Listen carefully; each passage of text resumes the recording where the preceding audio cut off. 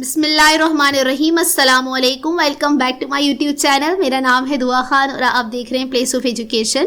आज की इस वीडियो में हम ASI BPS 9 का पास पेपर सॉल्व कर रहे हैं। ठीक है जी, ये वीडियो का पार्ट 2 है। पार्ट 1 में हम टॉप 25 MCQs को कर चुके हैं। अगर आपने वो वीडियो नहीं देखी है तो डिस्क्रिप्शन में आपको लिंक मिल जाएगा।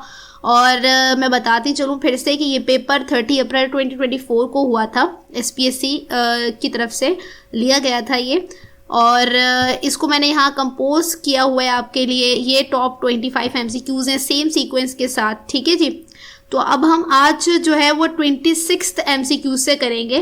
ठीक है जी, ये पास पेपर है इसका, आप देख सकते हैं इसके अंदर, यानी यहाँ से करेंगे 26th MCQ and the famous book name Hayat Javed. ठीक है, यहाँ से करेंगे। तो चलिए स्टार्ट करते हैं। और चैनल पर अगर आप नए हैं तो चैनल को सब्सक्राइब कर दीजिएगा, बेल आइकन को प्रेस कर दीजिएगा ताकि ASI की तैयारी के लिए जो भी वीडियो मैं बनाऊँ आपको उसकी नोटिफिकेशन मिल जाए। ठीक है जी। क्वेश्चन नंबर 26 है, the famous book named Hayat Javed by Altaf Hussain Hali was written on the life. Hayat Javed जो कि एक किताब है, किसने लिखी है? अल्ताफ हुसैन हाली ने लिखी है। और ये किसकी ज़िंदगी पर लिखी है? This is a question. तो ये इन्होंने सर सैयद अहमद ख़ान की ज़िंदगी पे लिखी है, जिसमें उन्होंने मुल्क और कौम के लिए अपनी ज़िंदगी में जो भी खिदमत सर अंजाम दी उस हवाले से उन्होंने अल्ताफ हुसैन हाली ने इस किताब में यानी हयात जावेद में लिखा है। ठीक है, तो this is the right answer. Next question number 27 है, the Thar coal field has huge reserve of coal, it is located in which district of Sindh. ठीक है, सिंध के किस डिस्ट्रिक्ट के अंदर ये कोल फील्ड है जो कि ह्यूज रिजर्व ऑफ कोल है? ठीक है, तो ये थरपारकर डिस्ट्रिक्ट के अंदर है, यानी इसका राइट आंसर है डी। नेक्स्ट क्वेश्चन नंबर 28 है, एंटोनियम ऑफ कंसोलिडेट। कंसोलिडेट का जो एंटोनियम है वो क्या है? कंसोलिडेट का मतलब होता है मजबूत करना। ठीक है, तो इसका जो अपोजिट है यानी एंटोनियम है वो होगा वीकन, यानी ए इसका राइट आंसर है। नेक्स्ट क्वेश्चन नंबर 29 है, what is the correct form of verb. इस सेंटेंस को मतलब बताना है, इसमें करेक्ट फॉर्म ऑफ वर्ब कौन सी आएगी? यानी she dash to the party last night, यानी पास्ट टेंस है तो इसका मतलब है पास्ट का कोई वर्ब आएगा, तो सी इसका राइट आंसर है, यानी she went to the party last night. ठीक है, this is the right answer.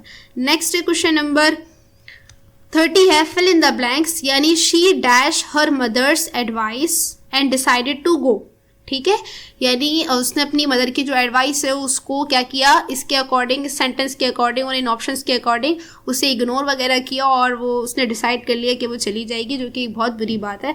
तो इसके अकॉर्डिंग यहाँ पे जो वर्ब आएगा वो आएगा ये इग्नोर्ड। ठीक है, यानी बी इसका राइट आंसर है, she ignored her mother advice and decided to go. Next question number 31 है, the concept of acting in aid of civil power by the armed forces has been laid down in the constitution of Pakistan 1973। यानी पाकिस्तान का constitution 1973 के according उसमें ये लिखा गया है कि अगर सिविल गवर्नमेंट को यानी सिविल हुकूमत को अगर फ़ौज की ज़रूरत पड़ती है, फ़ौज की मदद की ज़रूरत पड़ती है, तो वो उनको किसी बुरी सिचुएशन में, ख़राब सिचुएशन में उनको मदद कर सकते हैं। ये ऑफिशियली कॉन्स्टिट्यूशन 1973 में लिखा गया है। अब कौन सा आर्टिकल में लिखा गया है? ये लिखा गया है आर्टिकल 245 के अंदर, यानी इसका राइट आंसर है ए। ठीक है, अच्छा, ये आर्टिकल्स के हवाले से अक्सर सवाल आ जाता है। कुछ आर्टिकल्स जैसे 280 आर्टिकल्स में से कुछ ऐसे इंपॉर्टेंट हैं जो पूछ लिए जाते हैं, जैसे मिसाल के तौर पे आर्टिकल 8, आर्टिकल 11, आर्टिकल 26 के बारे में, आर्टिकल 295 के बारे में। 295 का ए और सी काफ़ी इंपॉर्टेंट रहता है।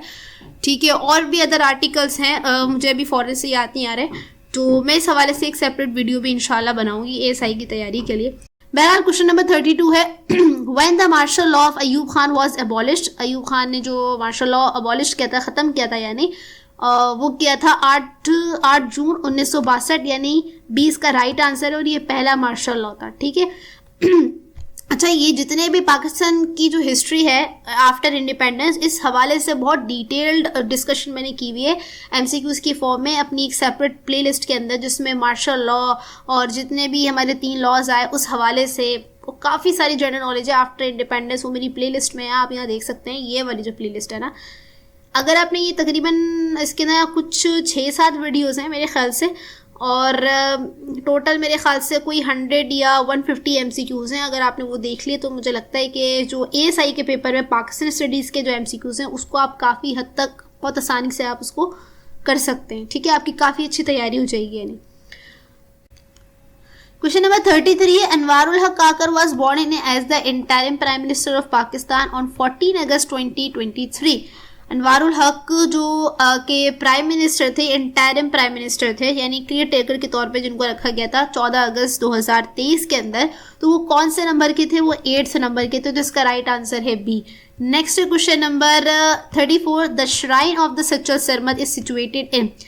तो सचल सरमद जो कि एक सिंध के मशहूर फेमस पोइट हैं, इनका जो श्राइन है वो है गंबत में, यानी बी इसका राइट आंसर है। Next question number 35, which region of the moon is known as the dark side. तो साउथ पोल इसका राइट आंसर है।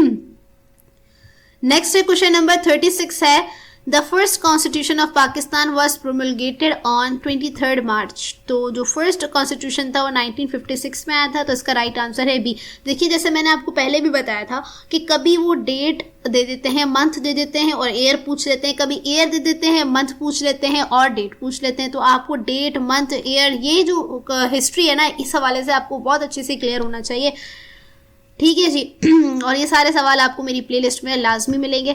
Next question number 37, fair field and no favour idiom. ठीक है, ये इडियम इसका मतलब क्या है? बेसिकली नो फेवर यानी फेयर फील्ड यानी फेयर डिसीजन होना चाहिए जिसमें कोई फेवर नहीं होना चाहिए। तो ये कुछ ऐसे इंडिकेट कर रहा है कि जैसे कि सबको इक्वल चांस दिया जाए, मतलब किसी के साथ फेवरेटिज्म नहीं होना चाहिए। तो इसके अकॉर्डिंग इसका जो राइट आंसर मुझे जो वाज़ा तौर पे दिख रहा है, that is an equal chance for everyone, यानी A is a right answer. Next question number 38 है what is the correct plural form of radius, यानी वो जो सर्किल का यानी डायामीटर का जो हाफ होता है ये डायामीटर होता है और ये जो होता है ना आपका ये वाला हाफ, ठीक है, ये आपका रेडियस कहलाता है। इसका प्लूरल क्या होता है? तो इसका प्लूरल होता है रेडाई। ठीक है, बी इसका राइट आंसर है। नेक्स्ट क्वेश्चन नंबर 39 है what is the correct plural form of fish. ठीक है, फिश का प्लूरल क्या है? तो फिश का प्लूरल जो है फिश भी होता है और फिशेस भी होता है। ये एक टेक्निकल सवाल है क्योंकि इसका राइट आंसर ये नहीं कह सकते, क्योंकि फिश का जो प्लूरल है वो फिश भी कह सकते हैं और फिशेस भी कह सकते हैं, दोनों ही नॉर्मली इस्तेमाल किए जाते हैं। तो इसका राइट आंसर है डी। ठीक है जी। क्वेश्चन नंबर 40 है फिल इन द ब्लैंक, यानी the teacher gave dash students a challenging assignment, यानी इनमें से कौन सा करेक्ट प्रोनाउन है जो इसमें आएगा? तो आएगा इसमें यहाँ पर स्टूडेंट्स यानी प्लूरल है, तो अकॉर्डिंग टू दिस इसका राइट आंसर होगा देम, यानी the teacher gave them students a challenging assignment. ठीक है, तो इसका राइट आंसर है बी। नेक्स्ट क्वेश्चन नंबर 41 है what is the correct plural form of mouse, जो कि एक इनपुट डिवाइस है। ठीक है, तो यहाँ पे इसका जो राइट आंसर है वो है माउसेस। ठीक है, MOUSES। ठीक है, ए इसका राइट आंसर है। नेक्स्ट क्वेश्चन नंबर 42 है who was the first women governor of state bank of Pakistan. So it was doctor Shamshad Akhtar, यानी बी इसका राइट आंसर है। ठीक है, ये सारे सेम सीक्वेंस से मैं आपको यहाँ दिखा भी दूँ, थोड़ा सा आपको यहाँ पर ये देखें हम। ठीक है, यहाँ पर हम मौजूद हैं, ये वाला। ठीक है, कहाँ पर है? ये रहा, स्टेट बैंक ऑफ पाकिस्तान। ठीक है, ये सेम सीक्वेंस से हम फॉलो कर रहे हैं। नेक्स्ट क्वेश्चन नंबर 43 है the skilled roads the new history of world is written by. ये जो बुक है ये किसने लिखी है? ये लिखे पीटर फ्रैंको पेन ने, यानी सी इसका राइट आंसर है। नेक्स्ट क्वेश्चन नंबर 44 है which of the following is the power house of the cell. तो सेल का जो सेल होता है, ह्यूमन के अंदर जो सेल होता है जिससे आपकी पूरी बॉडी बनती है, तो उसका जो पावर हाउस होता है जो उसको एनर्जी सप्लाई करता है, तो दैट इज माइटोकॉन्ड्रिया। बी इसका राइट आंसर है। यानी जनरल साइंस के क्वेश्चन भी है थोड़े से, यानी कि तो खैर बायोलॉजी का सवाल है, एक जनरल नॉलेज भी है ये।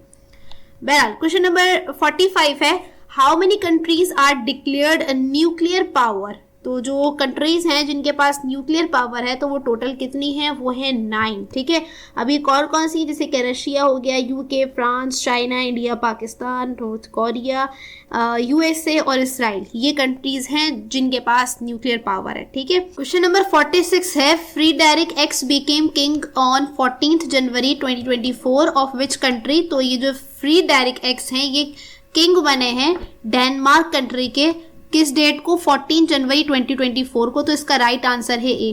क्वेश्चन नंबर 47 है फिल इन द ब्लैंक, यानी ग्रामर का सवाल है make only a few rules for students that emphasise dash behaviour.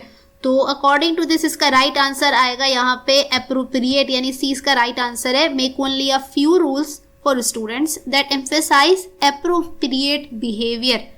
ठीक है जी। नेक्स्ट क्वेश्चन नंबर 48 है, यहाँ पर सिंगुलर प्लूरल है again. What is the correct plural form of index? ठीक है, इंडेक्स का जो करेक्ट प्लूरल होता है, अब इसमें एक थोड़ा सा यहाँ पर एक कंट्रोवर्सी है, कंट्रोवर्सी तो नहीं, खैर बहरहाल यहाँ पे इसके लिए जनरली जो टर्म इस्तेमाल की जाती है वो इंडेक्सेस इस्तेमाल की जाती है, ठीक है, इंडेक्स के लिए एज अ प्लूरल। ठीक है, तो यहाँ इसका राइट आंसर है सी। बट ये कि कहीं कहीं इसका जो सही आंसर है वो इंडिसाइज भी है, बट ये मैथमेटिकल या कोई टेक्निकल टर्मिनोलॉजी जहाँ हम यूज़ करते हैं टेक्निकल टर्म के लिए, मैथमेटिक के लिए, वहाँ पर इंडेक्स का जो प्लूरल है इंडिसाइज यूज़ किया जाता है, बट जनरली इसको इंडेक्सेस कहते हैं। ठीक है जी, तो मेरे हिसाब से इसका जो राइट आंसर है वो सी ही होना चाहिए जनरल टर्म के अकॉर्डिंग। क्लियर, आगे चलते हैं। नेक्स्ट क्वेश्चन नंबर 49 है, what is the correct plural form of criterion? यानी इसका जो प्लूरल है वो है क्राइटेरिया, यानी डी इसका राइट आंसर है।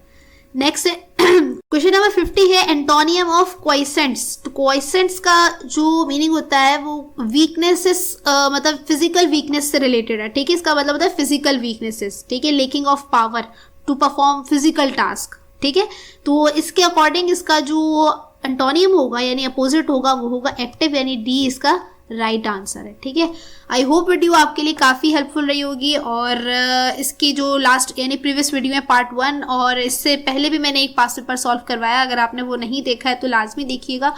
मिलते हैं नेक्स्ट वीडियो में, अल्लाह हाफ़िज़।